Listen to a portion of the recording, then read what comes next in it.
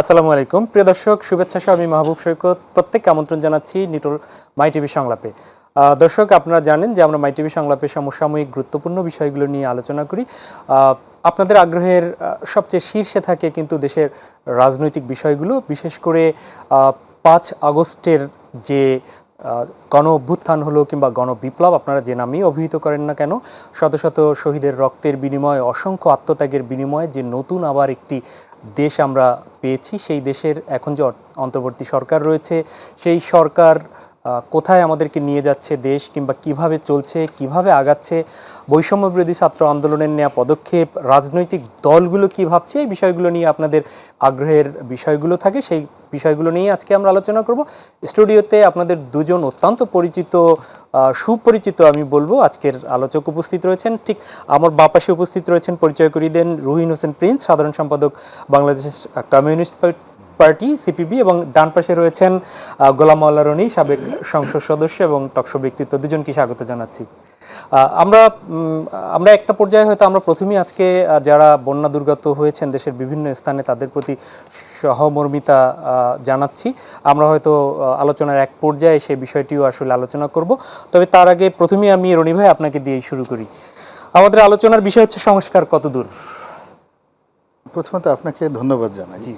এই প্রথম আমার জীবনে আপনার কাছ থেকে একটা ভালো প্রশংসা পেলাম। টকশো করি সেই 2009 সন থেকে। তো ব্যক্তি তখনই ব্যক্তিত্ব হয়ে যায় যখন সেই ব্যক্তির সঙ্গে সম্মান, মর্যাদা এবং সামাজিক স্বীকৃতি যুক্ত হয়। তা আপনি যখন বললেন টকশো ব্যক্তিত্ব, তখন আমার খুব ভালো লাগলো যে এতদিনের পরিশ্রমে এই প্রথম আমি সম্মান পেলাম। এর আগে হয়তো লোকজন ঠাট্টা করে বলতো এই রনি সাহেবের আর কোনো কাজ নেই, সারাদিন শুধু টকশো করে বেড়ায়, ইউটিউব করে বেড়ায়। আপনি রাজনৈতিক ব্যক্তিত্ব, আবার তার সঙ্গে সাংবাদিকতার সাথেও আছেন। আপনি আবার যে এখানে শব্দটা যুক্ত করেছেন টকশো ব্যক্তিত্ব। আমি মনে করি আমাদের এই সমাজ বিনির্মাণে এই মুহূর্তে ভয়েস, শব্দ এবং কথা বলাটা হলো সবচেয়ে গুরুত্বপূর্ণ একটা বিষয়। ভয়েস রেজ করা, এবং আল্লাহর জমিনে এই যত পরিবর্তন হয়েছে, এই মানুষের কথা বলার মাধ্যমে কিন্তু যুদ্ধের চাইতে কিন্তু কথা বলাই বেশি পরিবর্তন হয়েছে। এবং এখন আমরা এই টেলিভিশনগুলোতে যে কথাবার্তা বলছি, এটির যে ক্ষমতা, এটির যে শক্তি, যে কোনো জনসভা, যে কোনো যাকে বলা হয় গণসংযোগের অতীতের যে ট্রেডিশনাল জিনিস আছে, তার চেয়ে কিন্তু এই টক শোয়ের যে গুরুত্ব অত্যন্ত, যাকে বলা হয় সিগনিফিক্যান্ট। কাজেই এই টক শোতে যারা আসছেন বা এখন কাজকর্ম করছেন, তারা যদি আপনাদের স্বীকৃতি পায়, সম্মান পায়, তারা আরও প্রস্তুতি নিয়ে আসবেন, পরিশ্রম করবেন, এবং অনাগত দিনে আরও নতুন নতুন ভালো ব্যক্তিত্ব পাবেন, যাদের দ্বারা জাতির দিক নির্দেশনা পাবেন।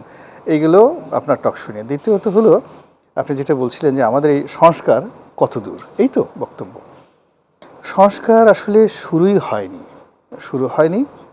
শুরু হওয়ার কোনো সম্ভাবনা নেই। কেন সম্ভাবনা নেই? এর কারণ হলো এটি অসম্ভব। যারা এই কথা বলছেন, যাদের মুখ দিয়ে বের হচ্ছেন, তারা বয়সে একেবারেই নবীন। তারা সংস্কার বা রিফর্ম বলতে যা বোঝায়, এই জিনিসটি সম্পর্কে তাদের হয়তো অনেকেরই ধারণা নেই। বেশিরভাগ যুবক, তাদের দুচোখ ভরা শুধু স্বপ্ন, দেশপ্রেম এবং দেশের জন্য অনেক কিছু করার তাদের আগ্রহ আছে। কিন্তু আমরা যারা বয়স্ক লোক, আমাদের মধ্যে একটা বিরাট ধড়িবাজ শ্রেণী আছি। এই বয়স হয়ে গেলেই মানুষ প্রতারণা শিখে, দুর্নীতি শিখে, অন্যায় শিখে, আর সরল প্রাণ বিশ্বাসী মানুষ যারা আছে তাদেরকে নিয়ে তারা খেলে, এই বয়স্ক লোকজন। তো এখন এই যে তরুণদের যে চিন্তা চেতনা, তাদের যে ইচ্ছা শক্তি, সেই ইচ্ছা শক্তিকে যারা বাস্তবে রূপ দেবেন, তারা হলেন এক্সপেরিয়েন্সড, প্রফেশনাল এবং জীবনে সফল হয়েছেন, কাজকর্ম করে তারা সফল হয়েছেন। তো এখন ধরুন তরুণরা যে সংস্কারের কথা বলছে, রাষ্ট্র সংস্কারের কথা বলছেন, এখন এই সংস্কার করবেন কারা? এই যে এখন যারা এই সরকারের 17 জন বা 22 জন যারা নতুন নিয়োগ লাভ করেছেন উপদেষ্টা, তারা তো এই তরুণদের স্বপ্ন বাস্তবায়ন করবেন।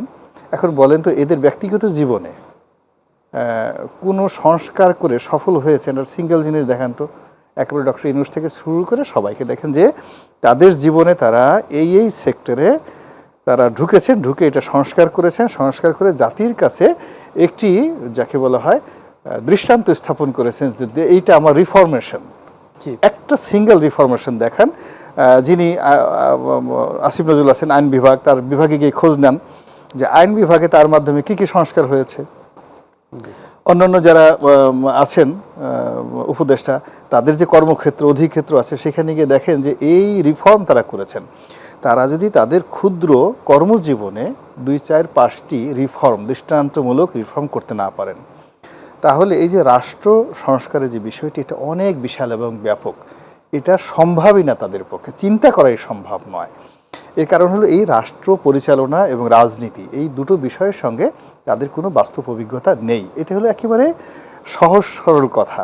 কেউ খুশি হতে পারেন, বেজার হতে পারেন, আমাকে গালাগাল করতে পারেন, কিন্তু আমি আসলে গত 2009 থেকে এভাবেই বলে আসছি। রনি ভাই, আমি কি একটু প্রশ্ন করি? হ্যাঁ, sure, সেটি হচ্ছে please. যে কয়েকদিন থেকেই আপনি এই বিষয়গুলো বলছেন বিভিন্ন টেলিভিশনেও, এবং একটা মানে দর্শকদের, আপনার যারা দর্শক নিয়মিত আপনার কথা শুনে, তাদের মধ্যে কিন্তু প্রশ্ন জেগেছে, এবং আমি দেখেছি যে সামাজিক মাধ্যমে যখন আপনাদের কথাগুলো যাচ্ছে, সেখানে প্রশ্ন করছে যে রনি ভাই এত হতাশাজনক কথা বলছে কেন, হঠাৎ করে অন্তর্বর্তী সরকারের আমার জীবনে বিরুদ্ধে সে অবস্থান।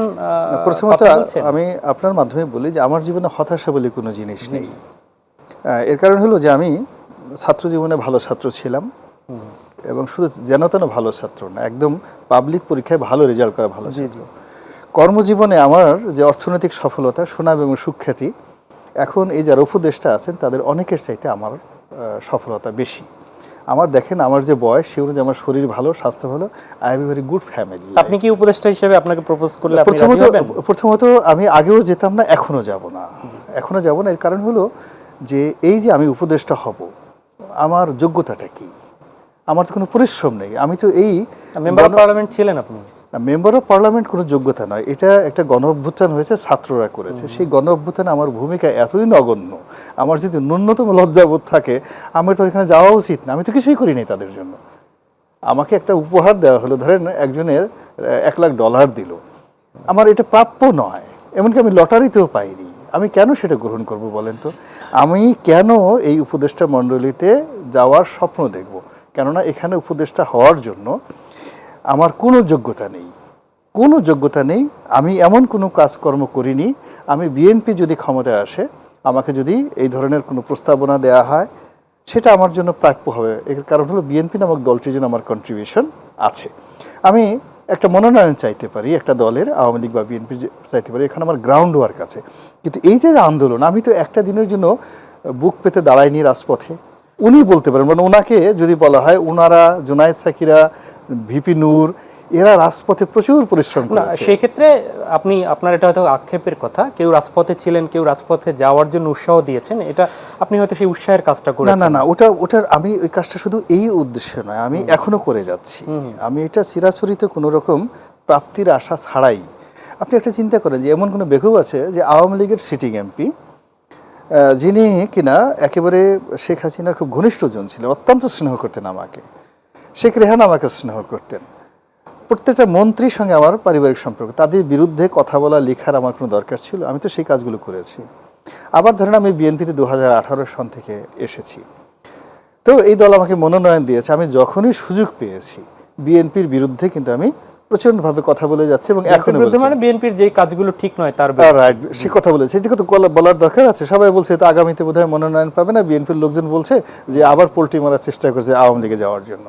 এখন যারা এই কথা বলছে তারা হয়তো চিন্তা করে যে একটা আওয়ামী লীগের মনোনয়ন হয়তো, বা বিএনপির মনোনয়ন, বা মানে যাকে বলা হয় যে উপদেষ্টা হওয়া, এটাই বোধহয় জীবনের অনেক বড় প্রাপ্তি। কিন্তু এর চেয়ে সুন্দর সুন্দর প্রাপ্তি যে আছে, একটা মানুষ যে 2 লাইন কবিতা লিখে 10 লাইন কবিতা পড়ে যে একটা স্বর্গীয় সুখ লাভ করতে পারে, আমি তো সেই দলের মানুষ। তো যার জন্য আমার কাছে এটা নিয়ে কোনো আক্ষেপ নাই। এখন আমি যেটা বলছি যে আমি দীর্ঘদিন যাবৎ, যেটা হচ্ছে একদম ফ্রম মাই বয়হুড, আমি আমার আব্বার মতের সঙ্গে 1-2 যখন আমার বয়স, তখন আমি ডিফার করে আসছি। আমার কাকা আমাদের পরিবারের সবচেয়ে সম্মানিত ব্যক্তি ছিলেন, তার ভয়ে কেউ কথা বলতো না। আমার বয়স যখন 4-5 বছর, তখন আমি কাকার সঙ্গে ভিন্ন মত পোষণ করে আসছি। কিন্তু এইটিও তো একাডেমিক্যাল যারা এই যে সবসময় মানে বিপরীত জায়গায় থাকে, যে না সবসময় ডিফেন্সেই থাকবে, এটি তো এক ধরনের লোকের হয়তো তার ক্যারেক্টারিস্টিক। কি আপনি মনে করছেন? আমি সেটাও মনে করছি না, আমি ওটা নিয়ে চিন্তা করছি না। আমার হয় কি, যখনই একটা ঘটনা ঘটে, আমার দৃষ্টিতে আমি অন্য সবাই যেভাবে দেখে, আমি ঠিক সেইভাবে দেখতে পেরেছিলাম। আপনি জাস্ট একটা ছোট উদাহরণ দিয়ে প্রিন্স ভাইয়ের কাছে আপনি যাবেন। 2014 সনের যখন নির্বাচন হয়ে গেল, তার ঠিক 15 দিন পরে আমি তৃতীয় মাত্রাতে একটা টক শো করেছি। It's a record. জি, সেই দিন চিন্তা করেন তখন আওয়ামী লীগের ক্ষমতা কি পরিমাণ। আমি বললাম যে আমি স্পষ্ট দেখতে পাচ্ছি যে আওয়ামী লীগের পতন অনিবার্য, আজকে আর কালকে, এবং পতনটা এত নির্মম এবং নিষ্ঠুর হবে যে আওয়ামী লীগের অফিস খোলার মতো কোনো লোক থাকবে না। আমাদের মতো লোককে, যারা আওয়ামী লীগ ছেড়ে গেছে, তাদেরকে ভাড়া করে আনতে হবে, রাজি খুশি করে আনতে হবে আওয়ামী লীগের অফিস খোলার জন্য। ক্যান ইউ ইমাজিন 2014 সনে শেখ হাসিনার বিরুদ্ধে এই কথা বলা, তার জন্য যদি 1 কেজি সাহসের দরকার হয়, এখন ডক্টর ইউনূসের বিরুদ্ধে কথা বলা 100 টাকা সাহসেরও দরকার হয় না।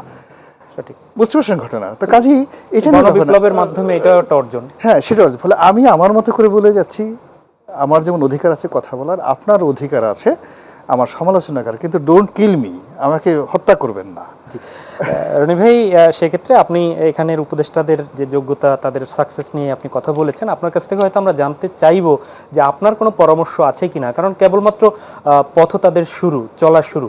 তো তার আগে আমি একটু প্রিন্স ভাইয়ের কাছ থেকে ঘুরে আসি। প্রিন্স ভাই, রনি ভাই যেটি বলেছেন, সংস্কার শুরু হওয়ার কোনো সম্ভাবনাই নেই, এবং আপনি শুনেছেন যারা উপদেষ্টা পরিষদে আছে তাদের সেই তাদের যোগ্যতা কিংবা তাদের জীবনের সাকসেস নিয়ে তিনি প্রশ্ন তুলেছেন। আপনি কিভাবে দেখছেন?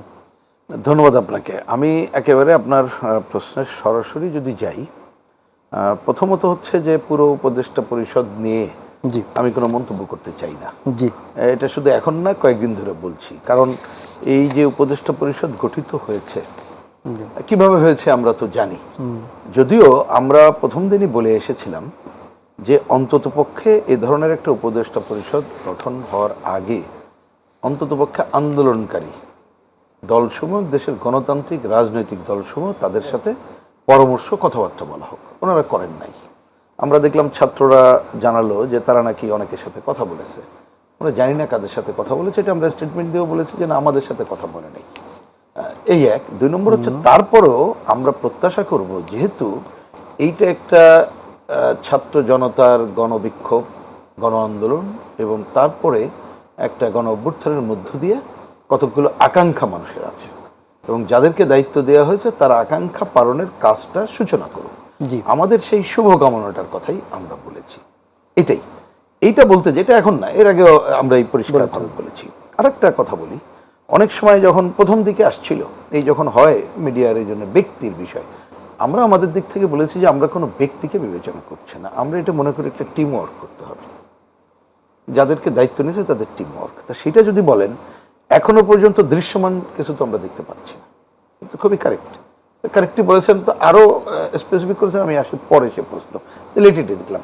এবার আসি যে কথাটা বহুল আলোচিত বক্তব্য, হচ্ছে সংস্কার বলেন বা রূপান্তর বলেন, যাই হোক। যদিও সংস্কারটা তো হচ্ছে একটু, এটা কিন্তু একটু কি বলে, লাগাতার প্রক্রিয়া। জি, আপনি প্রতিনিয়ত করেই আপনি ইচ্ছা হোক অনিচ্ছা সত্ত্বেও আপনি আগাইতে পারেন, আর একটা পরিকল্পিত আগানোর কথা হতে পারে। তো এইবার যদি বলেন আপনি, খুবই এবার যদি ছোট্ট দাগে নিয়ে আসি, ছাত্রদের যে আন্দোলন, তারা প্রথমে কি বলল? কোটা সংস্কারটাই তো। কিন্তু শব্দটাকে এবার বৈষম্য বিরোধী চলে আসছে। কিন্তু প্রথম স্লোগান ছিল কোঠা না মেধা, শব্দটা তো এই। তারপরে যাই হোক, আমি অত যাচ্ছি না। তাহলে যদি বলেন তাদের কাছে যদি প্রথম সংস্কারের কোনো আলোচনা থাকে, এই বিষয়গুলো কি হবে, একটাই তো ছিল। কিন্তু সেইটা ছাপিয়ে পরবর্তীতে যে গণহত্যা সংগঠিত হলো, তার মধ্য দিয়ে রাজনৈতিক দল অন্যদের সরাসরি ভূমিকার কারণে পুরো একটা স্বৈরাচারী সরকারের পতন হলো। এখন এক একজন এক এক দৃষ্টিতে দেখে। অনেকে মনে করেছে একটা ব্যক্তির পতন বা এই আওয়ামী লীগ সরকারের পতন। আর আমরা পরিষ্কারভাবে আওয়ামী লীগ সরকারের পতনের সাথে সাথে আমরা অনেকদিন ধরে বলে আসছি যে এই একটা দুঃশাসনের অবসান হলে শুধু হবে না, ব্যবস্থা বদলের কাজটা করতে হবে। তাহলে ব্যবস্থা বদলের কাজ আমরা কিন্তু এনাদের কাছ থেকে সামগ্রিক আশাই করছি না। প্রথম কথা, আশা করার কারণ নাই, কারণ তারা তো ওই ধরনের জায়গা থেকে যান নাই। কিন্তু আমরা যেটুকুই প্রত্যাশা, সেটা হচ্ছে যে কতকগুলো ঘটনা বললে ভুল হবে, যে ধরুন অন্তত পক্ষে, আমি ঘটনা এই অর্থে বলছি যে দায়িত্ব নেওয়ার সাথে সাথে ধরুন এখন আইন শৃঙ্খলা পরিস্থিতির কোনো কি বলে যে এখনো কোনো উন্নতিটা আমরা দেখতে পাচ্ছি না। বিভিন্ন জায়গায় আজকেও গ্রামগঞ্জ থেকে যেখানে ফোন টোন পেলাম যে সংকটগুলো হচ্ছে, কার কাছে যাওয়ার পরামর্শ বলে যে যাবো কার কাছে, কেউ দায়িত্ব নেয় না। ছাত্ররা যে ভূমিকা নিচ্ছে, সেইটাও মানুষের মধ্যে একটা বিরক্তির উদ্রেক করছে। সর্বশেষ ভিডিওতে যেটা দেখি, বিভিন্ন স্কুল কলেজ শিক্ষা প্রতিষ্ঠানে যেটা তারা অনেকেই করছে, এমনকি এই যে এসএসসি পরীক্ষা নিয়ে যে ঘটনাগুলো ঘটলো, এটা তো মানুষ তো ভালোভাবে দেখছে না। তারপরও আমাদের বক্তব্য হলো যে এইখানে যারা দায়িত্ব পেয়েছেন তাদেরকে আরো ক্ষিপ্রতার সাথে, যৌথতার সাথে এইটা আমরা দেখতে চাই। কিন্তু আমরা জানি না কে তাদের পরিচালনা করছে, নেপথ্যের নায়ক কারা, এটা দেখতে পাচ্ছি না। এবং রাজনৈতিক দলগুলো যদি বলি, এই আন্দোলনের ক্রিয়াশীল রাজনৈতিক দলগুলোর মধ্যে দেখবেন যে আমাদের মধ্যে, যেমন আমাদের সিপিবি এবং আমাদের একটা বাম জোট আছে, আমাদের যাদের সাথে আমাদের যোগবদ্ধারায় কাজ করি, ফ্যাসিবাদ বিরোধী বাম জোট এবং বাংলাদেশ জাসদ, আমাদের হয়তো একটা ঐক্যবদ্ধতা, পারস্পরিক বুঝপড় আছে, অন্যদের বিষয়টা কিন্তু আমরা জানি না। তাহলে এই ধরনের একটা সংকটপূর্ণ অবস্থা যদি আপনি থাকেন, তাহলে তো বেশি প্রত্যাশা করতে পারবেন না। আর সবচেয়ে বড় কথা হচ্ছে, যেটা আমরাও আমাদের আজকের একটা সভা থেকে বলেছি, যে অন্যান্য কথার মধ্যে বলেছি, যে আমরা সরকারের কাছ থেকে এখনো দেখতে চাই, সরকার মানে ব্যক্তি না, আমি বলছি টিম, দেখতে চাই যে আপনারা কি রোডম্যাপ করছেন। এবং আমরা পরিষ্কার বলেছি যে আমরা পুরো সংস্কার, অন্য কিছু আশা আমরা করছি না, কিন্তু যতটুকু পারেন আপনারা কতকগুলো কাজটা একটু স্টার্ট করাই দিতে পারেন, যদি সবার সাথে আলাপ আলোচনা করে আপনি করতে চান, যাতে করে যারা নির্বাচিত হয়ে আসবে তারা যাতে ওর থেকে পিছপা না হয়, হলেও জনগণের চোখ সজাগ থাকবে, তারা তার কি বলবো যে বিপক্ষে অবস্থান নেবে, এইটা করেন। আর সবচেয়ে বড় কাজ হচ্ছে একটা নির্বাচন তো আপনাকে দিতে হবে, করতে হবে, প্রধান উপদেষ্টাও বলেছেন। কিন্তু সেইটার জন্য আমরা বলেছি যে আমরা আজকে কালকে আপনার কাছে তারিখ চাচ্ছি না, কিন্তু বডি ল্যাঙ্গুয়েজ এবং অন্যটা আমরা চাই। কারণ বাংলাদেশে নির্বাচন ব্যবস্থা তো পুরোপুরি ফেল করে গেছে, আসলে নির্বাচন আর না, এটা নির্বাচনে গেছে না, কোন শব্দ ভালো আমি জানি না। সুতরাং এইটা করার জন্য অন্ততপক্ষে একটা সংস্কার করতে হবে, পুরো ব্যবস্থা সংস্কার করতে হবে। তা সেইটা কিন্তু একদিনের ব্যাপার না, এটা আলাপ আলোচনার ব্যাপার। যেমন ধরুন, এটা বলেই থামি, যে আমরা জাতীয় সংসদ, আমরা এটা জানি যে জাতীয় সংসদ সদস্যরা তারা এক একটা এলাকায় জমিদার হয়ে যায়, আরও কি হয় সেটা নাই বা গেলাম। কিন্তু আমাদের যদি জাতীয় সংসদ সদস্যরা সংবিধান অনুযায়ী তারা দায়িত্ব পালন করে, যেমন প্রধানত আইন প্রণয়ন করা, রাষ্ট্রযন্ত্র রক্ষণাবেক্ষণ করা, আর স্থানীয় সরকার পরিষদকে যদি, যেটা আমাদের সংবিধানেও আছে বা তার থেকে আমাদের আরও যদি যা করতে হয় আমরা করব, যে দক্ষ এবং যুক্তিসঙ্গতভাবে তাদের কাজ পরিচালনার যদি সুযোগ দেওয়া হয়, তাহলে দেখবেন এই যে বিকেন্দ্রীকরণের ধারার মধ্য দিয়ে আগাতে পারে, আরও নতুন নতুন চিন্তা আসতে পারে। তাহলে সেই কাজগুলো করার জন্য আপনি আলোচনা শুরু আজকে করলাম, কালকে একটা দিয়ে দিলাম, তা তো হবে না। আলাপ আলোচনা শুরু করতে পারেন, অংশীজনের সাথে মতামত দিতে পারেন, এবং অংশীজনকেও তারা মনস্তাত্ত্বিকভাবে ওই বিষয়ক রাজি হইতে হবে, মানে সম্মত হইতে হবে, রাজি এই অর্থে বলছি। তাহলে যদি কিছু আপনি করতে পারেন, আমরা সেই কাজটা এখনো দেখছি না, বরঞ্চ আমরা দেখতে পাচ্ছি ছাত্রদের দিক থেকে বা নেপথ্যের এখন তো নায়ক বলে বহু দাবিদার দেখছি, আমরা জানি না কোনটা, কারণ ঘটনার পেছনে অনেক ঘটনা থাকে, সেটা হয়তো খুঁজে পাবে। তারা রাজনৈতিক দলগুলোকে পরামর্শ দিচ্ছেন, মানে রাজনৈতিক দল যেন এটা একটা যেন অচ্ছুত ব্যাপার। আমি দেখতে পাচ্ছি যে বিভিন্ন জায়গায় যেন রাজনৈতিক, মানে ছাত্র সংগঠন, রাজনীতি, এগুলো নিষিদ্ধর যেন একটা উৎসবের জায়গায় চলতেছে। মানে এই যে জায়গাটা, মানে তাহলে এখন বলতে হয় যে 11-11 সময় তো আমরা অনেক কিছু শুনেছিলাম, দেখেছিলাম, যে -2 ফর্মুলা, বিরাজনীতিকরণের ফর্মুলা, এর ফলাফল কি হতে পারে এই 2 বছরের কিন্তু খবরাখবর সবাই জানে। সুতরাং এই ধরনের যদি কেউ মনে করে থাকে যে পেছনেতে কোনো নেপথ্যের কোনো শক্তি, সে দেশি হোক বিদেশি হোক, যারা আমাদেরকে নতুন আরেক ধরনের সংকটে ফেলবে, তাহলে সেটা কিন্তু কোনো কার্যকরী ভূমিকা নিতে পারবে না। সুতরাং আমরা মনে করি যে এই যারা এখন এই দায়িত্ব নিয়েছেন, আমি নিয়েছেন শব্দটাই বলবো, তারা যৌথভাবে আমাদের সামনে একটা রোডম্যাপ ঘোষণা করুক, যে তারা কতটুক কোন জায়গায় সংস্কারের প্রচেষ্টা, আমি শব্দটা এখানে উচ্চারণ করতে চাই, নিচ্ছেন, বলেন আমাদের কি সহায়তা করা লাগবে, আমরা চেষ্টা করি দেখার। আর সবচেয়ে বড় জিনিস বললাম যে এই মুহূর্তে আইন শৃঙ্খলা পরিস্থিতির উন্নতি কিভাবে করতে হবে সেটা দেখেন। আর একটা কথা না বললে নয়, কালকে একটা টেলিভিশনে যাওয়ার আগে আমি রাস্তাতে যখন যাচ্ছি, তখন একজন বলল যে আপনারা তো এত কথা বলছেন, সব চাঁদাবাজি কমে গেছে, দখলবাজি তো চলতেছে, এটা তো আর কমে নাই, পাল্টা হচ্ছে, ছোট বাদ দিলাম তো, যে চাঁদাবাজি কমে, ডিমের দাম কমে না কেন, সবজির দাম কমে না কেন, মানে এই হচ্ছে মানুষের চিন্তা। সেই কাজটা তো তাদের করতে হবে, এটাকে ক্ষিপ্রতার সাথে করতে হবে। এখন সে পারবে কি পারবে না, রনি কতগুলো কথা বলছে, আমি ওই কথার এখন উত্তরে না গেলাম, কিন্তু আমি বলছি ওইটা করার জন্যে তাদের দৃশ্যমান ভূমিকা দেখতে চাই এবং আমরা সহায়তা করতে প্রস্তুত আছি। জি, আর তার যে মূল কাজ করার কথা একটু আগে বলেছি, সেই কাজটা আমরা দৃশ্যমানতার সাথে দেখতে চাই। প্রিন্স ভাই, নিশ্চয়ই আমি রনিবের কাছে ফিরবো একটা বিরতি থেকে গিয়ে, এবং সেখান থেকে আমরা আরও কিছু হয়তো তখন শুনবো। কারণ হচ্ছে যে রাজনৈতিক দল হিসেবে বিএনপির মহাসচিব গতকালকেই বলেছেন যে এই অন্তর্বর্তী সরকার যা করেছেন তারা তাতে সন্তুষ্ট, তারা অনেকগুলো কাজ করার চেষ্টা করছেন, দীর্ঘদিনের যে প্রশাসন যন্ত্র, আইন বিভাগ, বিচার বিভাগ, সেখানে চেষ্টা চলছে, এটা বলছেন। এবং এইচএসসি পরীক্ষা নিয়ে যে ঘটনাটা ঘটেছেন বৈষম্য বিরোধী ছাত্র আন্দোলন গতকালকে তার বলেছে যে এটি কোনোভাবেই ঠিক হয়নি, তাদের স্ট্যান্ড তারা নিয়েছেন, এরকম বেশ কিছু বিষয় তারা ইতিবাচকভাবে তারা সামনে আসার চেষ্টা করেছেন। তো সেই বিষয়গুলো নিয়ে আমরা ফিরবো, তবে একটা বিরতি থেকে যেতে হবে। প্রিয় দর্শক, মাই টিভি সংলাপের এই পর্যায়ে একটা বিরতি নিচ্ছি, ফিরে এসে সঙ্গেই চাই আপনাদের।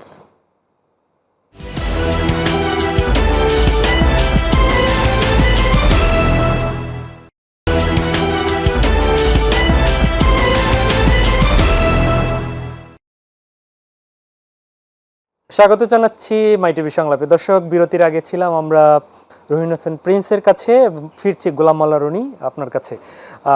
আলোচনায় যে বিষয়টি আমরা বিরতির আগেই জানতে চেয়েছিলাম যে ইতিমধ্যেই 15 বছরের 16 বছরের শাসন আমলের যে আপনাদের কথাই যে দুঃশাসন, সেই দুঃশাসনের পরের যন্ত্রবর্তী সরকার, সেখানে 15 দিনও অতিবাহিত হলো না। সেই সরকারের কাছে অনেকগুলো প্রত্যাশার কথা, যেগুলো হওয়া দরকার, সংস্কার কত দূর, সেই সংস্কারের জায়গায় তাদের যে কাজগুলো একটু এগিয়েছে সেগুলোও কি আপনি কাজ বলে মনে করছেন না? যে প্রিন্স ভাই যেমন বলেছে যে প্রশাসনের যে বিষয়গুলো, পুলিশ বাহিনীকে তারা ফিরতে বলেছে, অনেক পুলিশকে রদবদল করতেছে, প্রশাসন রদবদল, বিচার বিভাগ রদবদল, এই বিষয়গুলো কি আপনি মনে করছেন না সংস্কারের অংশ? এগুলো সবই আইওয়াস।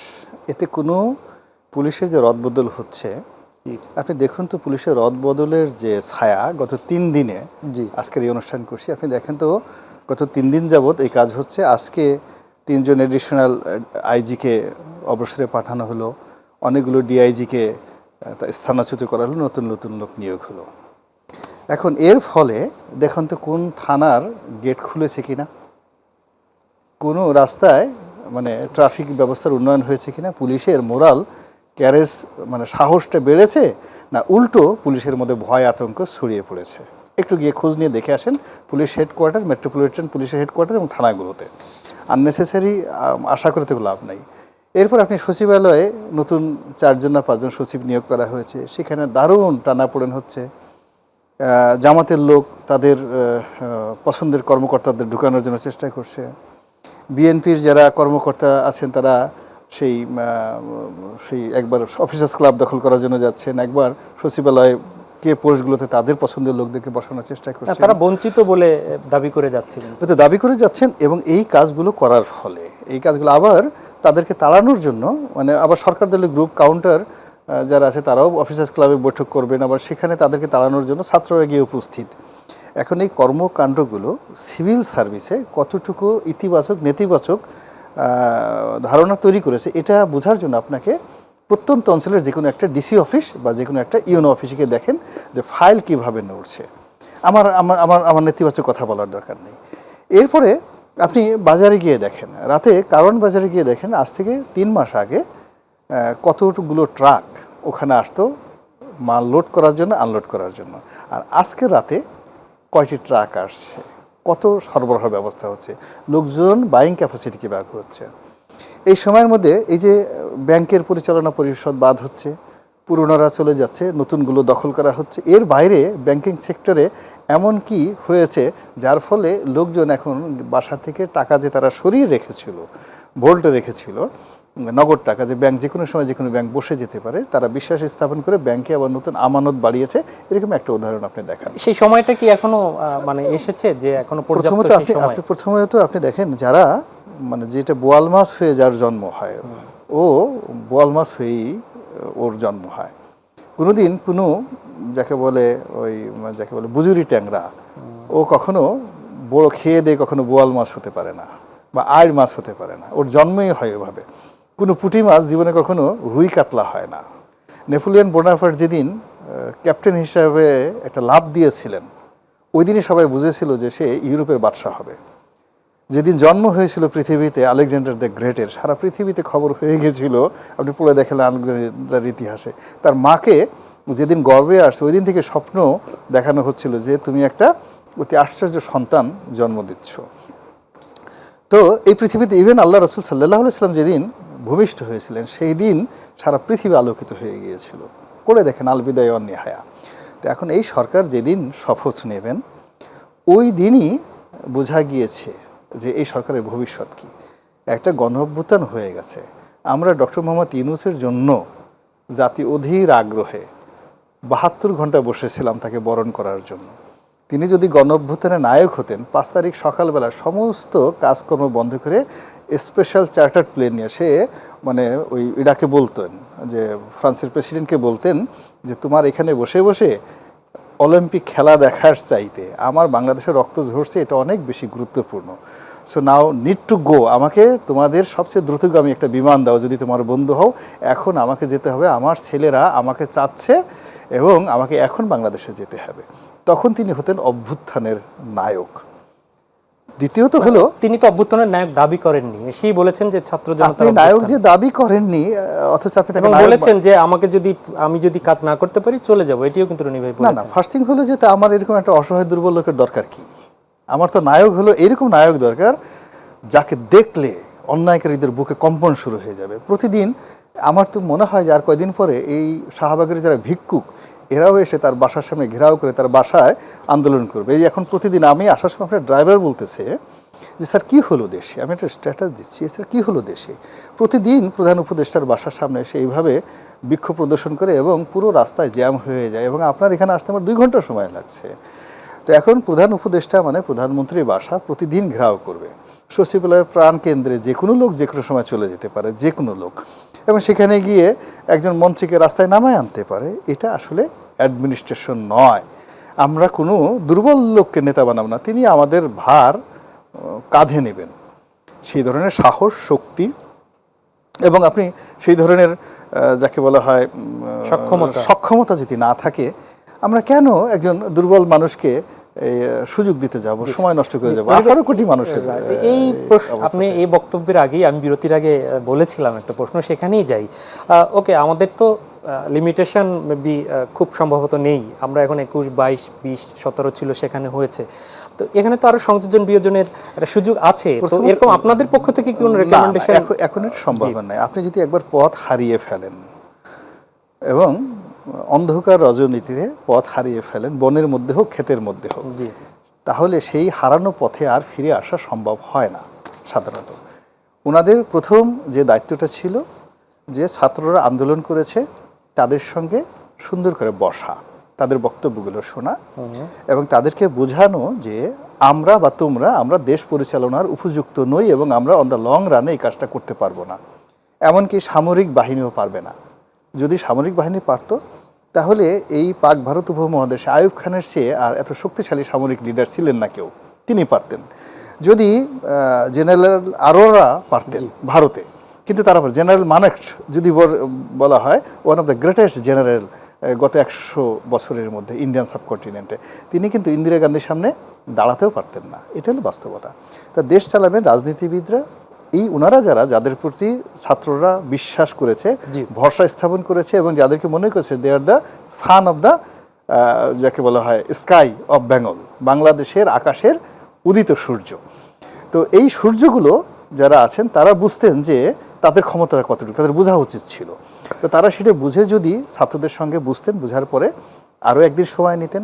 যারা স্টেক হোল্ডার, অতীতে কি হয়েছে, বিএনপি থেকে 10 জন নিয়েছে, আওয়ামী লীগ থেকে 10 জন নিয়েছে, জামাত থেকে 5 জন নিয়েছে, অন্যান্য রাজনৈতিক দল থেকে নিয়েছে, সুশীল সমাজ থেকে নিয়েছে, নিয়ে প্রথম দিন থেকেই তাদের যাত্রাটা ছিল বিশ্বাস, ভালোবাসা এবং আস্থার। ওই জায়গাটা যেহেতু নষ্ট হয়ে গেছে, এখন আপনি যদি তারেক রহমান সাহেবকে এনেও প্রধান উপদেষ্টা বানিয়ে দেন, আমার কাছে মনে হচ্ছে না যে সমস্যাটা সমাধান হবে। আমি শেখ হাসিনার ক্ষেত্রে বলেছিলাম একই কথা, যে শেখ হাসিনা যে পাপ করেছেন তাকে এই পাপের দুর্ভোগ ভোগ না করে তিনি এখান থেকে যেতে পারবেন না, সলিউশন নষ্ট করে ফেলছেন। এখনও ওনারা এই আজকের এই কয়দিনে যে সমস্যাগুলো তৈরি হয়েছে এইগুলোর জন্য এখান থেকে আসলে রিভোল্ট করা সম্ভব না। রনি ভাই, আপনি দেশ চালাবেন, রাজনীতিবিদরা নিশ্চয়ই মানে যারা বৈষম্য বিরোধী ছাত্র আন্দোলন আছে বা অন্তর্বর্তীকালীন সরকার যারা আছেন তারাও দেশ তারা চালাবেন, এখন পর্যন্ত তারা সেটি বলেননি। সেই প্রশ্নে আমি প্রিন্স ভাইয়ের কাছে যাওয়ার আগে ছোট্ট করে একটু জানতে চাইবো, আপনি এই যে পরিবর্ধন করছে বিভিন্ন জায়গায়, সেটিকে আপনি সুনির্দিষ্টভাবে আইওয়াশ কেন বলছেন? না, আইওয়াশ বলছি এই কারণে যে এর দ্বারা আলটিমেটলি কোনো বলে যাকে বলা হয় পরিবর্তন এখন পর্যন্ত আসেনি আর আসবে না, আমার অতীত অভিজ্ঞতা। এর কারণে দেখুন, প্রশাসনে নিজস্ব লোক বসানো, পছন্দের লোক বসানো, শেখ হাসিনা এবং অতীতে বেগম খালেদা জিয়া সর্বোচ্চ চেষ্টা করে তাদের নিজেদের দলীয় লোকজন বসিয়েছেন। ইন টাইম অফ ক্রাইসিস এগুলো কোনো কাজ করেনি, কোনো কাজ করেনি। এক, দুই নম্বর হলো শেখ হাসিনার লোকদেরকে নিয়ে বা খালেদা জিয়ার লোকদেরকে নিয়ে কোনো রকম মেজর পরিবর্তন না করে কয়েকটা তত্ত্বাবধায়ক সরকার চমৎকার একটি নির্বাচন কিন্তু আমাদের দেশে উদাহরণ দিয়েছেন। এর কারণ হলো আলটিমেটলি এখন দেখুন অনেক থানাতে আমি বলছি যে আওয়ামী লীগের ওসি এখনও কিন্তু ট্রান্সফার হয়নি, দু একদিনে ট্রান্সফার হয়ে যাবে। এই আওয়ামী লীগের ওসিরাই কিন্তু শুধুমাত্র কেন্দ্রে পরিবর্তন হয়েছে এই ভয়ে বিএনপির কথা মতো শত শত মামলা আওয়ামী লীগের লোকের বিরুদ্ধে নিয়ে নিচ্ছে। তা এর জন্য হয় কি, মূলত ওই জায়গাতে তার ডিজায়ারটা নির্ভর করে, কিন্তু ওই জায়গার পছন্দের লোক আপনার সেখানে বসাতে হয় না। আমাদের দেশের যে ক্ষমতার পিরামিড, সেই পিরামিডে একজন প্রধানমন্ত্রী মূলত তার উপরই সমস্ত কিছু নির্ভর করে। এখানে পুরো বিষয়টি নির্ভর করছে ডক্টর মোহাম্মদ ইউনূসের উপর। তার উপদেষ্টাদের কোনো কিছু করার নেই, কিচ্ছু করার নেই। পুরো বিষয়টা 100% কারণ হলো তিনি যে সিস্টেমটার উপরে বসেছেন, এই সিস্টেমটা ঠিক বাকশালের সিস্টেম। বঙ্গবন্ধু যে বাকশালটা তৈরি করেছেন, সেই বাকশালটাকে হুবহু জিয়াউর রহমান যেভাবে রেখেছেন, আরও কিছু ক্ষমতা বাড়িয়ে বাকশালকে প্রেসিডেন্সিয়াল ফর্ম অফ গভর্নমেন্ট করেছেন।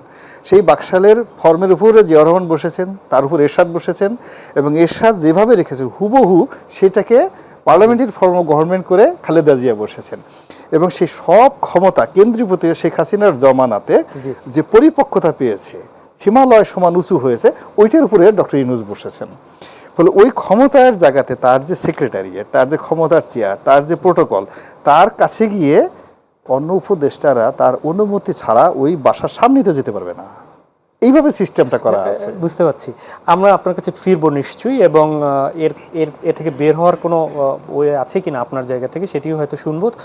রহিন হোসেন প্রিন্স, আপনার কাছে একটু আসি। সেটি হচ্ছে যে দেশ চালাবেন রাজনীতিবিদরা, নিশ্চয়ই দেশ চালাবেন, সেটির সাথে আমরা কারো দ্বিমত নই।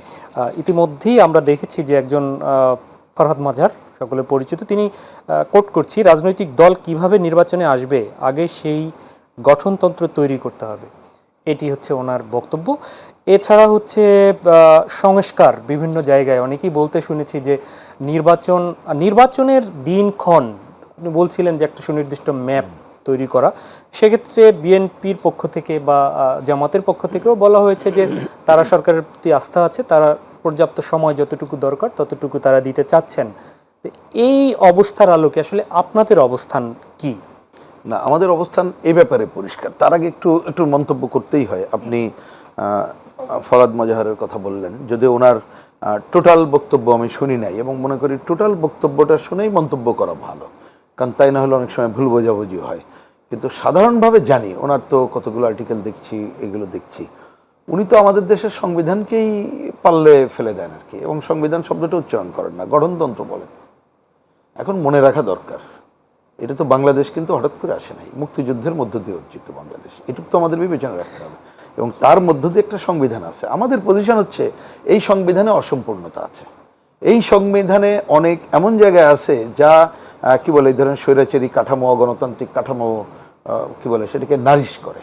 তো যার জন্য আমরা অনেকদিন ধরে বলে আসছিলাম যে এই সংবিধানের অসম্পূর্ণতা দূর করেই তাকে আগাতে হবে, এবং এটা কিন্তু একটা নিয়মিত প্রসেস।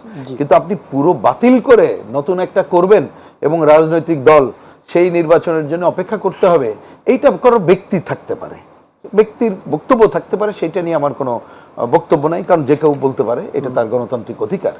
কিন্তু এই তত্ত্ববোধক, এই অন্তর্বর্তীকালীন সরকারের উপরে যদি কেউ এটা চাপিয়ে দেওয়ার চেষ্টা করেন, সেইটাকে আমরা একেবারেই অগ্রহণযোগ্য মনে করি।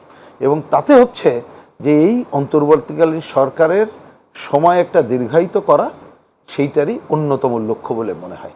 এবং ইতিমধ্যে আমি খুব সচেতনভাবে, যেহেতু একটা রাজনৈতিক দলের দায়িত্ব পালন করি, অনেক কথাগুলো বলছি, এখনও বলছেন, একটা সফট শব্দে বলছি। রনি অনেকগুলো আলোচনা ওপেন করেছেন, আমি ওইটা নিয়েও এখন কোনো আলোচনায় যাচ্ছি না। আমরা তো দেখতে চাই, যেমন হ্যাঁ ঠিক, এটা তো সত্য যে দিনটা কেমন যাবে তো সেটা দেখলেই বোঝা যায়। আপনি এই কয়দিন তো একেবারে কম না। আমি তো রনি সাহেবের ওই স্পিডটা খুবই কারেক্টলি বলছে যে আপনার তো সূচনার বডি ল্যাঙ্গুয়েজ দেখেই তো বুঝতে হবে, তা সেইটাই তো কোনো বোঝার কিছু দেখা যাচ্ছে না। বরঞ্চ অন্য কোথায় কি ভিডিওতে কি বললো, ইউটিউবে কি বললো, কোথায় কি বললো, দেখা যাচ্ছে পরে সেইটাই কার্যকারী হচ্ছে। তা সেইটাই তো এই সরকারের এই শব্দটা আমি আজকে অ্যাকচুয়ালি বলতেই চেয়েছিলাম না, কিন্তু কিছুটা প্রভোক্ত হলো হয়তো অনেকে দিয়ে মানে কথা বলার জন্য, যে বরঞ্চ আমি দেখতে পাচ্ছি মনে করছে তাদের আসরে এটা চলছে। তাহলে এইটা যদি হয় কোনো অর্গানাইজেশন সম্পর্কে বা কোনো এই ধরনের ডাকসাইটেড ব্যক্তি সম্পর্কেও, তাহলে তো ফলাফলটা তো ভালো মানুষ মনে করবে না যে ভালো হবে। কিন্তু আমার বক্তব্য পরিষ্কার, সেইটা নিয়েও আমরা এখন কোশ্চেন তুলতে চাই না। আমরা বলতে চাচ্ছি যে নির্বাচনের ব্যাপারে আমাদের কথা আবার পরিষ্কার বলি, আমরা এখনো বলছি না যে কালকেই নির্বাচন দাও, আমরা বলছি কিন্তু এই গভর্নমেন্টের একটা বড় কাজ হবে কি, যে একটা ভালো নির্বাচন দিয়ে যাওয়া। যেটা আমি দেখলাম যে আমাদের প্রধান উপদেষ্টা সাহেব তিনি ওই যে কি বলে সাউথ এশিয়ান মিটিংয়ের ওইখানেই হেডলাইন হিসাবে দেখলাম উনি বলেছেন, কারেক্ট, কোনো অসুবিধা নেই। এবং খালি নির্বাচনের জন্য নির্বাচন কমিশন, নির্বাচনী ব্যবস্থা সংস্কার করলে হবে না, এটাও আমরা বুঝি যে আরও কতগুলো অর্গান আছে, সেই কাজটা শুরু করতে হবে। তা সেটা শুরু করুক, কিন্তু নির্বাচনের ব্যবস্থার সংস্কার বলতে কি বোঝে, আমি যেমন একটা পপুলার উপস্থিত বলি। ধরুন আমি সেদিন দেখলাম যে বিএনপি বলছে যে দ্বিকক্ষ বিশিষ্ট পার্লামেন্টের একটা ধারণা তারা আনছে। আমাদের দিক থেকে অনেক দিন ধরে বলছি যে সংখ্যানুপাতিক পদ্ধতি নির্বাচনের কথা। আবার বলছি যদি এখন এটা সম্ভব না হয়, তাহলে হচ্ছে যে পুরো নির্বাচনের 100% দায় দায়িত্ব নিতে হবে নির্বাচন কমিশনকে। ভোটে দাঁড়ানো এবং ভোট দেওয়ার সমঅধিকার নিশ্চিত করতে গেলে, টাকার খেলা বন্ধ করতে গেলে নির্বাচন কমিশনই কারা প্রার্থী হতে পারে, যারা হতে পারবে, মানে এটা একটা সবার জন্য উন্মুক্ত করতে হবে যে সমস্ত প্রচার প্রপাগান্ডার দায়িত্ব তারা নেবে, সবাই বলবে, তাহলে কেউ কিন্তু অন্য জায়গায় যেতে পারবে না। একটা উদাহরণ দিলাম, না ভোটের কথা আমরা বলেছি যে না ভোটের প্রবর্তন করতে হবে। আপনি প্রার্থী 5 জন আছে, আপনার যদি পছন্দ না হয় আপনি তখন ভোট দিতে বাধ্য, তাহলে ভোট আপনি দেবেন না। না ভোট যদি জয়যুক্ত হয় তাহলে আবার ইলেকশন হবে, এবং একবার নির্বাচিত হয়ে গেলে সে যদি জনগণের পক্ষে কাজ না করে 5 বছরের জন্য সে জমিদার হয়ে থাকে, তাই না আমাদের ব্যবস্থায়? তাহলে এই 53 বছরে বাংলাদেশে আমি কেন রিকল সিস্টেম করব না?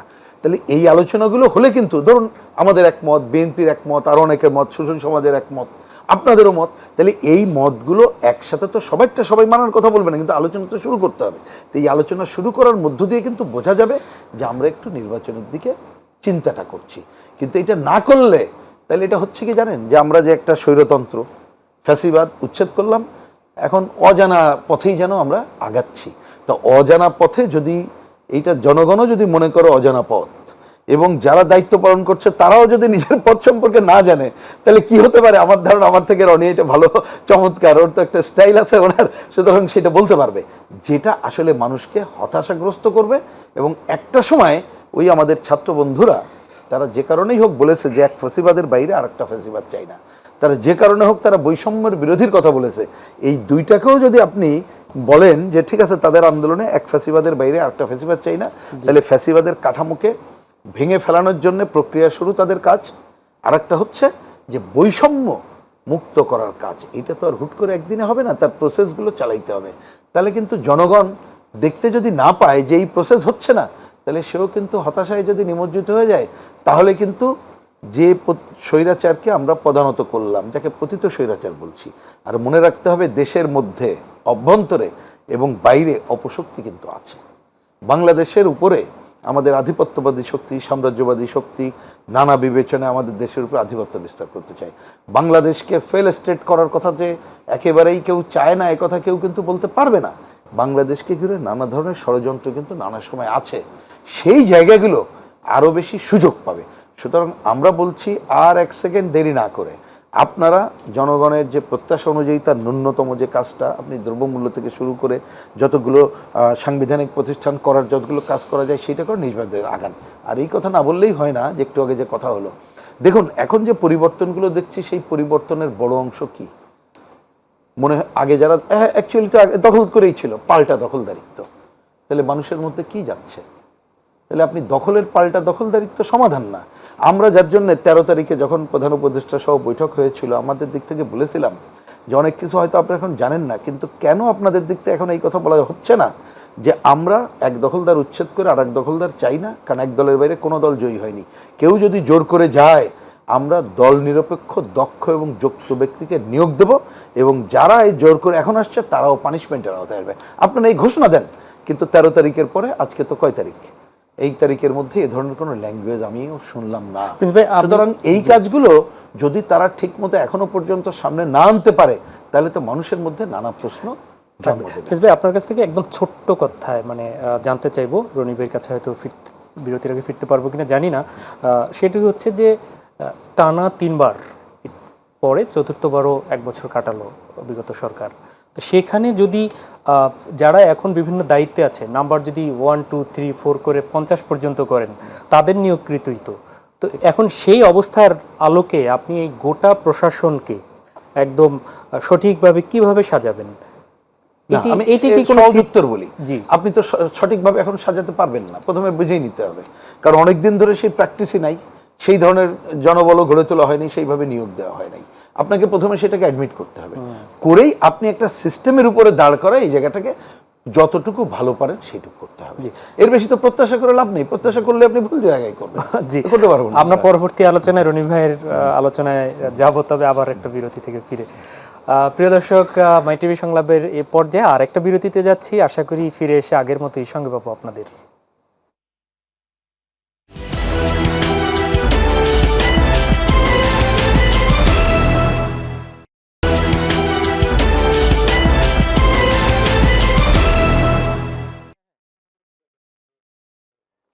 আরও একবার স্বাগত জানাচ্ছি মাই টিভি সংলাপে। দর্শক, আমরা বিরতির আগে ছিলাম রহিন হোসেন প্রিন্স, সাধারণ সম্পাদক বাংলাদেশ কমিউনিস্ট পার্টি সিপিবি। আমরা ফিরছি গোলাম মোল্লা রনি, সাবেক সংসদ সদস্য। তার কাছে আসলে বিশেষণ না দেই, দুজনকেই চেনে আমাদের দর্শকরা।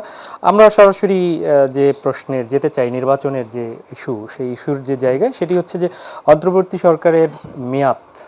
প্রিন্স ভাই বলেছে সুনির্দিষ্ট রোডম্যাপ থাকা দরকার, এর আগে আপনিও সে বিষয়টি বলেছেন। কতদিন আসলে হওয়া উচিত মনে করেন, এবং নির্বাচনের ব্যাপারে আপনি যে সংস্কার চাচ্ছেন, মোটা দাগে যদি বলেন যে সেখানে আসলে কোন জায়গাটা একদম গুরুত্বের সাথে তাদের দেখা না, দরকার? এখন আমার কাছে যেটা মনে হচ্ছে যে এই সরকারকে উপদেশ দেওয়ার, পরামর্শ দেওয়ার মতো অবস্থায় সরকার নেই, গ্রহণ করার মতো অবস্থায় তার সে নেই। ফলে যে কোনো কিছু বলা এখানে অরণ্য রোদন। তো যার জন্য এইগুলো না বলে আমি বরং এই সরকারের যে সমস্যাগুলো কি, জি, যাতে সরকার বুঝতে পারে এবং নিজেরা সতর্ক হতে পারে। এর কারণ হলো ওই ক্ষমতার একটা চেয়ারের একটা ওয়েভ আছে। তো ওখানে বসে জনাব ইউনূস সাহেব বা তার অন্য যারা উপদেষ্টা যে চেয়ারে বসছেন, জি, তারা যে সমস্যাগুলো অনুভব করছেন, আমি বা প্রিন্স সাহেব আমরা এখানে বসে এটা বুঝতে পারবো না। আবার তারা যদি কোনো জিনিস অ্যাডপ্ট না করেন, আমি বললেও কাম হবে না। আমরা যেটা বাইরে থেকে দেখতে পাচ্ছি যে তাদেরকে বিভিন্ন কর্মকাণ্ড করার জন্য বিভিন্ন লোক প্রভোগ করছেন, বিভিন্ন মহল থেকে বন্ধু সেজে, এবং তারা তাদের সেই বন্ধুদের কথা মতো সেই কাজগুলো করে যাচ্ছেন। উদাহরণ দিই, যেমন সাখাওয়াত সাহেবকে সরিয়ে দেওয়া হলো। এখন একটি একেবারে নতুন সরকার এত অল্প সময়ের মধ্যে এই যে দপ্তর রদবদল, এটি সরকারের একটা দুর্বলতা। এটা তারা বুঝতে পেরেছেন কিনা জানি না। ফলে আগামী দিনগুলোতে যদি অন্য কোনো উপদেষ্টা সম্পর্কে, ইভেন ইউনূস সাহেব সম্পর্কে এরকম ছাত্ররা বা অন্য কেউ যদি কোনো অভিযোগ তুলে, তাকেও সরে যেতে হবে। এটা সরকারের যে স্ট্রেংথ, এটা নষ্ট করে ফেলবে।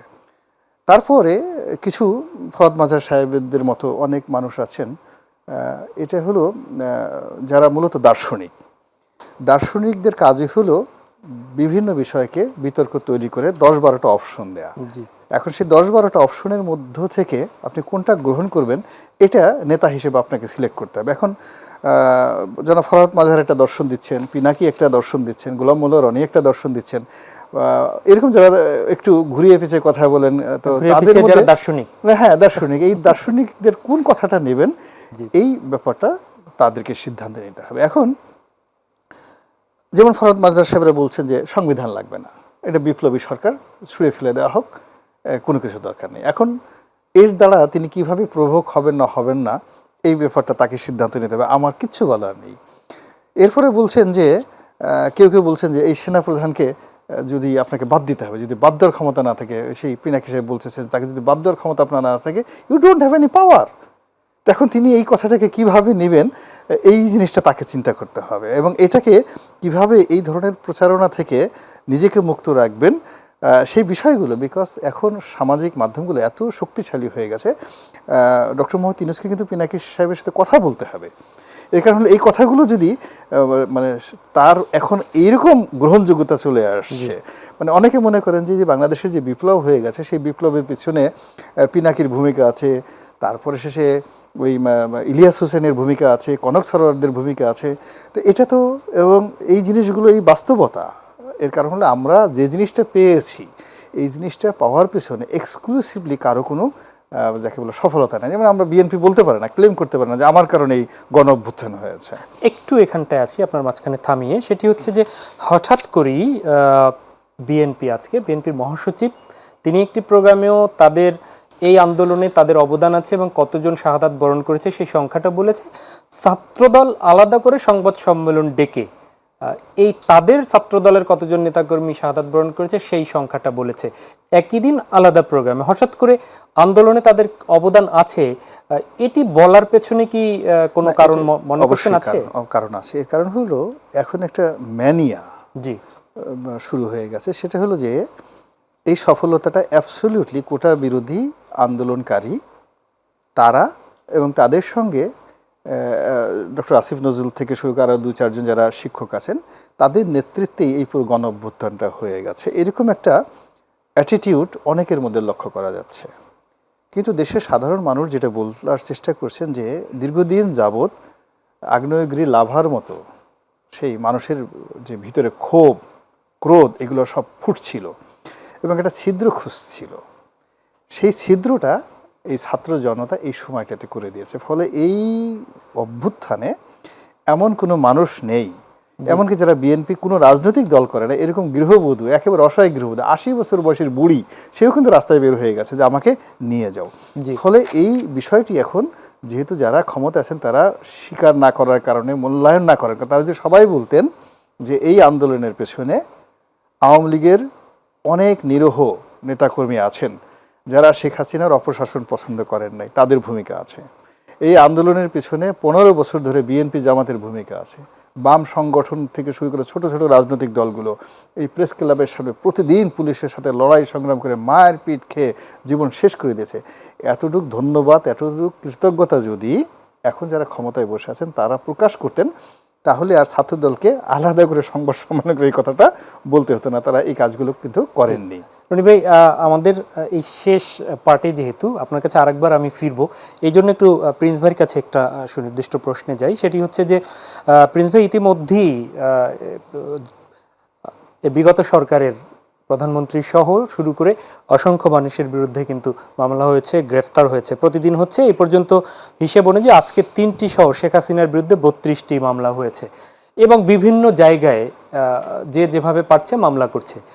তো এই মামলা করছে, তারা রিমান্ডে যে যাচ্ছে, তো এই মামলাগুলোর আসলে সঠিকভাবে কি করা হচ্ছে? ভবিষ্যৎ কি এগুলো কি একদম আইন নীতিমালা দেখে করা হচ্ছে কিনা, নাকি এইটিও আইওয়াসের যে জায়গায় বিচার বিভাগে গিয়ে টিকবে কিনা, এইটিকে কিভাবে দেখছেন? আচ্ছা, মামলার আগে আমি একটু ছোট্ট আগের আলোচনা একটু মন্তব্য করি, এটা জরুরি মনে করি।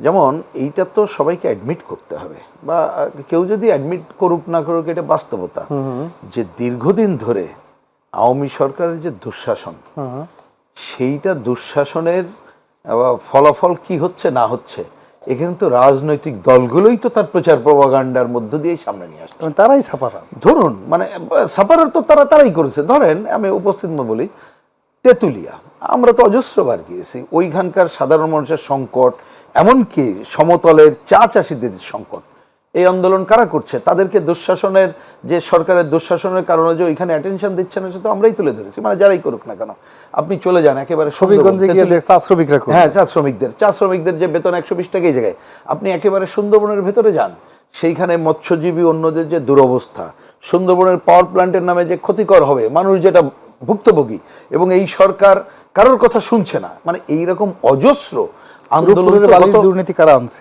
15 বছর ধরেই তো রাজনৈতিক দলগুলো এই ক্ষেত্র তৈরি করেছে বলেই, ওই যে উনি বললেন যে ফোটা যেখানে স্পার্কিং করার যে জায়গা পেয়েছে, তখন পুরো ক্ষোভের বহিঃপ্রকাশ হয়েছে।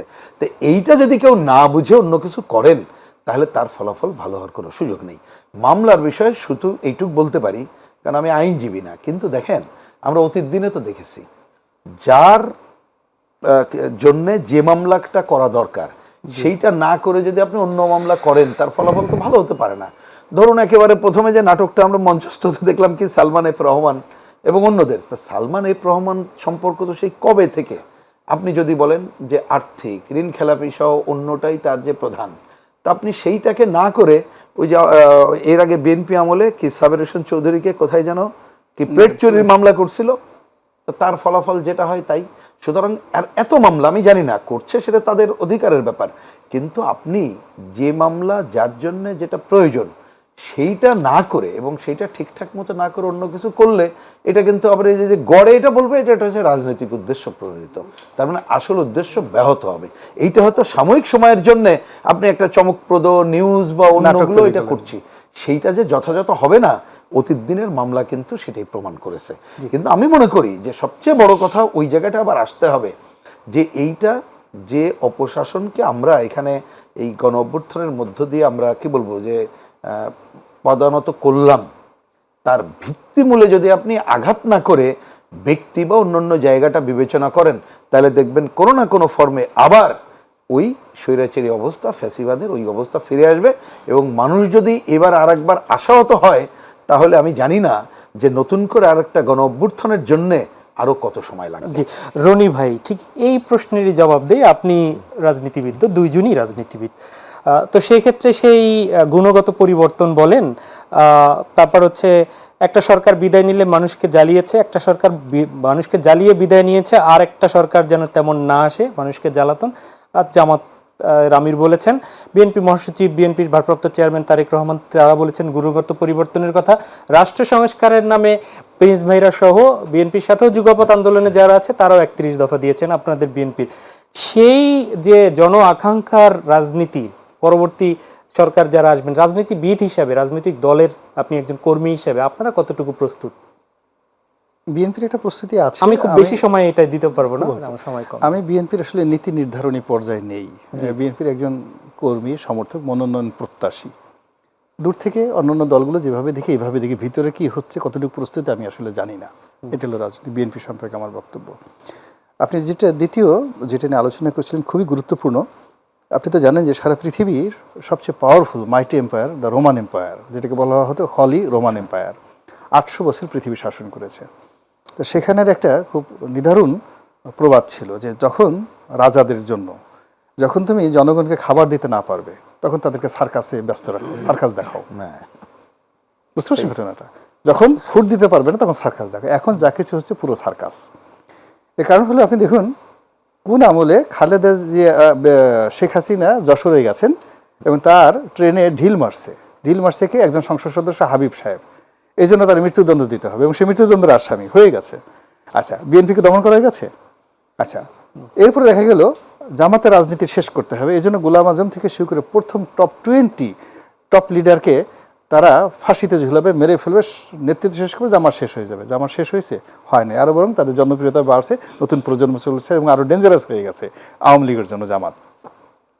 তো এখন ভয়ার্থ, ডেঞ্জারাস মানে কি ভয়াবহ হয়ে গেছে, আওয়ামী লীগের জন্য ডেঞ্জারাস হয়ে গেছে। আমি বলছি যে আওয়ামী লীগ যে ভয়ে জামাতের টপ লিডারকে নেতৃত্ব থেকে বাদ দিয়েছে, ঠিক সেই ভয়টা এখন আরো দ্বিগুণ হয়ে গেছে আওয়ামী লীগের জন্য। এটা হলো তাদের কিন্তু কিছু কল্যাণমূলক কাজ ইদানিং প্রশংসিত হচ্ছে। না, সেটা ভিন্ন প্রসঙ্গ। আমি শুধুমাত্র রাজনৈতিক সেক্টরটা চেষ্টা করছি।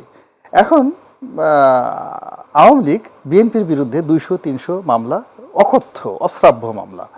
সেই মামলা, কেউ গাড়ি পোলানোর মামলা, সেই এম কে আনোয়ারের মতো বয়স্ক 80 বছরের বয়স্ক মানুষ ময়লার গাড়িতে আগুন দিয়েছে। এই ধরনের অশ্লীল, অশ্রাব্য, একেবারে অথর্ব মামলা। 28 অক্টোবর বিএনপি মহাসচিব প্রধান বিচারপতির বাসভবনে হামলা করেছে। তো এটার ফলাফল দিয়ে বিএনপির কি কিছু করা গেছে? যায়নি। আবার এখন দেখেন, এই যে মামলায় সালমান এফ রহমান সাহেব তাদেরকে জড়ানো হয়েছে, খোঁজ নিয়ে দেখেন নিউ মার্কেট থানায় ওই যেই দিন ঘটনা ঘটবে তার আরও 4-5 দিন আগে এই মামলাটা দায়ের করা হয়েছে বিএনপির লোকদেরকে ফাঁসানোর জন্য। এখন আগে দায়ের করা পুলিশের একটা মামলা, যেখানে মূলত এই যে অকারেন্সগুলো হচ্ছে, যেগুলোতে আসামি করা হবে বিএনপিকে, এইভাবে মামলার প্লট রেডি করে একটা মামলা আগে করা হয়েছে। সেই মামলা এখন সালমান সাহেবকে, হ্যাঁ, সেই জায়গাগুলোতে ঢুকানো হচ্ছে। এই মামলার ভবিষ্যৎটা কি?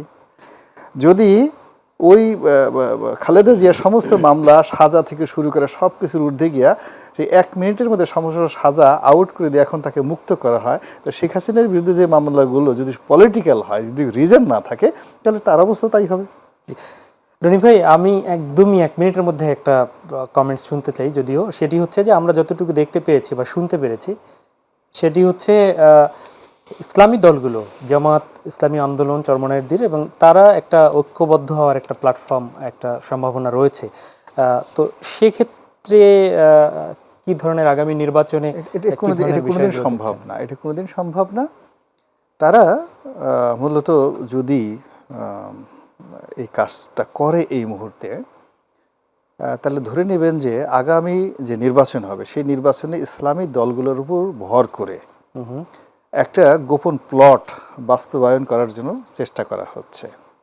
এর কারণ হলো আমাদের দেশের চরমোনাই মানে ইসলামী আন্দোলন বাস্তবায়ন করার চেষ্টা করছে। এই যে যারা আগামীতে মূল ধারার যারা রাজনৈতিক শক্তি তাদেরকে বাদ দিয়ে নিজেদের স্বার্থ সংশ্লিষ্ট আপনজনদেরকে, যেমন গৃহপালিত দল যারা সৃষ্টি করতে চাচ্ছে, যদি সৃষ্টি করতে চায় এবং সেটা যদি দেখবেন যে চূড়ান্ত তারা সিদ্ধান্ত নিয়ে ফেলেছে, তখন আপনি দেখবেন সমস্ত ইসলামিক দলগুলো এক হয়ে গেছে। It's a very wrong message. এর কারণ হলো গত 1400 বছর ধরে ইসলামিক থিওলজি বলতে যেটা বোঝায় ধর্মতত্ত্ব, সেই ধর্মতত্ত্বে প্রায় 70টা ফ্যাকড়া রয়েছে যারা পরস্পরের সাথে যুগ যুগান্তরে দেশান্তরে তারা শুধু ফাইটিং করতেছে। দুই তিনটা ইসলামিক দল এক হওয়া, অন্য অন্য সকল রাজনৈতিক দল তো এক নাও হতে পারে না। অন্যান্য ইসলামিক দলগুলো যারাই আছে এই সংগঠনগুলোর মধ্যেই তাদের যে ফ্যাকড়া আছে, বিভাজন আছে। তো এখন সেই বিভাজনটা হলো পাহাড় সম। তারা অনেকে এক কবরে মরতেও চায় না এবং একজন আরেকজনকে কাফের বলে ফতোয়া দিয়ে একজন আরেকজনকে মানে শিরচ্ছেদ, তাদের যদি ক্ষমতা থাকতো শিরচ্ছেদ করা তারা মনে করে ফরজে আইন। তো সেই লোকগুলো যখন সব কিছু বুদ্ধি বাদ দিয়ে এক টেবিলে বসছে, হ্যাঁ, তো এটা সাইদি সাহেব একটা ভালো শায়ের বলতেন, বেল হোসেন সাইদি, যে হাল তেরা চাল হ্যায়, মকসুদ তেরা মাল হ্যায়, লাখো কো আন্ধা কর দিয়া। মানে তুমি যে কাজ করতেছো হাল তেরা চাল হ্যায়, তোমার এই যে সুরত এটার মধ্যে ধান্দাবাজি আছে, ফন্দিবাজি আছে, মকসুদ তেরা মাল হ্যায়, তোমার মনের মধ্যে লুকায়িত আছে মাল কামানো, ধান্দা করা, এবং এই কাজ তুমি করতে চাচ্ছ লাখো মানুষকে বেকুব বানিয়ে, আন্ধা বানিয়ে। এখন হলো কি, যুগ এত মানে আধুনিক হয়ে গেছে যে হ্যাঁ 1 মিনিটের মধ্যে আমি কি চিন্তা করছি আমার সামনে ওই একটা মানে মোবাইল ধরার সঙ্গে সঙ্গে চ্যাট জিপিটিও বলে দেবে যে গোলাম মোল্লা রনি এটা খারাপ চিন্তা করছে। জি, এই টেকনোলজি সেখানে চলে আসছে। ফলে এখানে আসলে কোনো ওই আগের জমানার মতো এই হালতেরা চালহা এগুলো হবে না। এখানে ট্রান্সপারেন্ট হতে হবে, সৎ হতে হবে এবং সত্যিকার অর্থে আপনি যা করতে চান সেটা ঝুঁকি নিয়ে বলতে হবে আমি এটা করতে চাই, এবং জাস্ট লাইক এ হিরো, বাপের বেটার মতো হিম্মত নিয়ে আপনার যে সিদ্ধান্ত বাস্তবায়ন করার জন্য আপনাকে সর্বশক্তি। দর্শক এটা ধরতে পারেন আপনি বিএনপি রাজনীতির সাথে আছেন, সুতরাং এই ইসলামিক দলগুলো এক হলে আপনাদের জন্য ক্ষমতায় যাওয়ার অনেকটা কঠিন হয়ে যাবে, সেজন্য বলছেন। এটা প্রশ্নই আসে না। বিএনপি এবং আওয়ামী লীগ এই দুটো রাজনৈতিক দলের যে ভিত্তি তৈরি হয়ে আছে, এই দুটো দলের সঙ্গে ফাইট করার মতো বাংলাদেশের সমস্ত ইসলামিক দলগুলো একত্র হয়ে চেষ্টা করলেও ধারে কাছে আসতে পারবে না। সব এক হয়ে গেল পারবে না। 2 নম্বর হলো ইসলাম তো আজকে আসেনি, 1400 বছর ধরে আসছে। পৃথিবীর কোনো দেশে আপনি দেখাতে পারবেন না যে একটা ইসলামিক বিপ্লব হয়ে এই জামাতির কায়দায় ধর্মভিত্তিক একটা রাজনৈতিক দল সেখানে তৈরি হয়েছে। আপনি বলতে পারেন ইরানে কিন্তু ধর্মীয় বিপ্লব হয়নি, সেখানে শিয়াইজম থেকে শুরু করে অন্য একটা ভিন্ন বিপ্লব। আমি একটু যদি ঢুকি সেটি, জি একদমই, সেটি হচ্ছে যে 5 তারিখ এই যে অবস্থার পট পরিবর্তন হবে সেটিও কিন্তু আমরা হঠাৎ করে বুঝতে পারিনি যে তাদের মাধ্যমে 30 সেকেন্ড যারা বুঝতে পারে তারা পেরেছে, আমি বুঝতে পেরেছি। আমি মানে 5 তারিখ 10টার সময় ঘর থেকে বের হয়ে গেছি, সকাল 10টার সময় বের হয়ে গেছি। রহিম হোসেন প্রিন্স, একদমই সেটি হচ্ছে যে আপনারা আগামী নির্বাচন নিয়ে কি ভাবছেন, আপনাদের কোনো ভাবনা বা জোটবদ্ধ হওয়া? জোটগতভাবে আগে আমরা চাই, আমরা চেষ্টা করব, আমরা এটা নিয়ে আন্দোলন গড়ে তুলব যে নির্বাচন ব্যবস্থার একটা সংস্কার করা হোক এবং দ্রুত বলতে আমি বলেছি যে সূচনা করবে, যে কতদিন বলেন না, এটা কাজের উপর নির্ভর করে। ধরুন কাজটা যদি দেখি ভালো কাজ হচ্ছে, তাহলে আমি হয়তো ভেবেছি 3 দিনের মধ্যে শেষ হবে, 4 দিন লাগবে, তাহলে অসুবিধা নেই। সেইটা করলে আমরাই বামজোটগতভাবে বা দলীয়ভাবে আমরা সকল নির্বাচনে অংশগ্রহণ করব। আপনারা কি আলাদা করবেন? একেবারে নিঃসন্দেহে, কারণ আমাদের রাজনীতির একটা প্রধান বিষয় হচ্ছে এই যে কোনো শাসনের অবসানের সাথে ব্যবস্থা বদল। এই ব্যবস্থা বদলের জন্য বাংলাদেশের রাজনীতিতে একটা ধরনের আওয়ামী মেরুকরণ এবং বিএনপি মেরুকরণ, তার বাইরে বিকল্প শক্তি সমাবেশ গড়ে তোলে আমাদের প্রধান কাজ। সুতরাং কমিউনিস্ট পার্টি এবং বামজোট আমরা পৃথকভাবেই আমরা আমাদের কাজ করব এবং সমাজের মুক্তিযুদ্ধের ধারায় বাংলাদেশকে একটা বৈষম্যমুক্ত শোষণমুক্ত বাংলাদেশ গড়ার দিকেই আমরা আমাদের অগ্রযাত্রা করার চেষ্টা করব। যে মৌলিক পরিবর্তন, গুণগত পরিবর্তন জনগণ চাচ্ছে, সেই গুণগত পরিবর্তন কি কিছুটা হলেও হচ্ছে, এক কথায় একটু? না না, কোনো এই মুহূর্তে তো কোনো আলামতই নাই গুণগত পরিবর্তনের, কোনো আলামত নাই। অনেক অনেক ধন্যবাদ রহিন হোসেন প্রিন্স, এবং অসংখ্য ধন্যবাদ গোলাম মাওলা রনি আমাদেরকে আজকে সময় দেওয়ার জন্য। আপনাকে ধন্যবাদ। প্রিয় দর্শক, এই ছিল আমাদের আজকের আয়োজন। দেখা হবে পরবর্তীতে। আমরা চাই একটি বৈষম্যহীন দেশ, আমরা চাই একটি কল্যাণমূলক রাষ্ট্র। সেই কল্যাণমূলক রাষ্ট্র গড়তে আসুন সবাই যার যার জায়গা থেকে ভূমিকা পালন করি। বিশেষ করে রাজনৈতিক দলগুলোর কাছে মানুষের যে প্রত্যাশা, সেই প্রত্যাশা অনুযায়ী তারা ভূমিকা রাখুক। অন্তর্বর্তী সরকারের কাছে সাধারণ মানুষের যে প্রত্যাশা, সেই প্রত্যাশায় তারা ভূমিকা রাখুক। এই প্রত্যাশা রেখে শেষ করছি, এবং সবশেষে যে কথাটি বলবো তা হচ্ছে যে ভারত থেকে আসা যে ঢলে বাংলাদেশের বিভিন্ন অঞ্চল প্লাবিত হচ্ছে, সেই প্লাবিত মানুষের পাশে, দুর্গত মানুষের পাশে আসুন আমরা যার যার জায়গা থেকে সাহায্যের হাত বাড়িয়ে দেই। আল্লাহ হাফেজ।